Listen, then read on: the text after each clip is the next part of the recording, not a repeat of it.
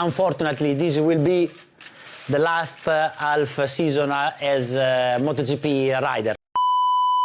Sejak Rossi pensiun pada 14 November 2021, MotoGP telah mengalami banyak perubahan.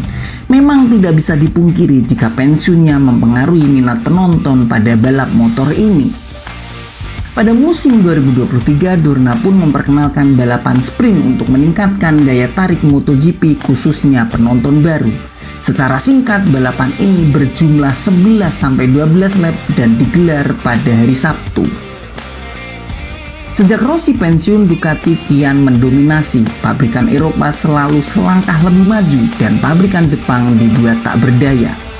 Baik Honda dan Yamaha, mereka harus dalam tanda kutip mendapat bantuan dari Dorna lewat konsensi untuk mengembalikan kompetitifnya motor mereka. Padahal dulu di kelas utama, dua pabrikan Jepang ini menghantarkan Rossi untuk juara dunia. Buruknya motor Honda juga lah yang menjadi alasan Marquez pindah ke pabrikan Italia lewat tim Gresini. Masih menjadi teka-teki masa depan Marquez setelah 2024, namun kabarnya Marquez punya ambisi untuk menyamai rekor Rossi. Tentu ini akan menjadi menarik untuk dilihat bagaimana Marquez berusaha beradaptasi dengan motor Ducati, berusaha kembali sering naik podium, dan mungkin berusaha menyamai rekor juara dunia Rossi. Ada yang datang dan ada yang pergi. Sejak pensiunnya Rossi, pembalap akademinya kian hari kian matang. Sebut saja Bagnaia yang berhasil menyabet 2 gelar juara dunia, atau Marini dan Bezzecchi yang mempunyai potensi. Di luar pembalap akademinya pun demikian, tidak bisa dianggap remeh. Jorge Martin untuk sementara masih menjadi penantang kuat sang juara bertahan musim lalu. Belum lagi kedatangan Pedro Acosta yang mencuri perhatian. Pembalap 19 tahun tersebut telah mempunyai modal 2 gelar juara dunia Moto3 dan Moto2. Ia bahkan terlihat nyetel dengan motornya di kelas utama. Setelah pensiunnya Rossi, MotoGP telah berganti kepemilikan pada musim 2024. Pada awal April ini, laman MotoGP secara resmi mengumumkan bahwa Liberty Media menjadi pemilik yang baru. Pemilik balap F1 itu telah mengakuisisi 86% saham MotoGP, dengan sisanya dimiliki oleh Dorna.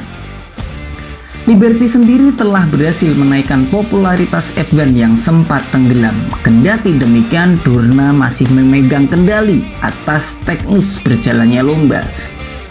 Liberty nantinya akan fokus memperluas basis penggemar MotoGP, dan memang itulah yang dibutuhkan MotoGP saat ini.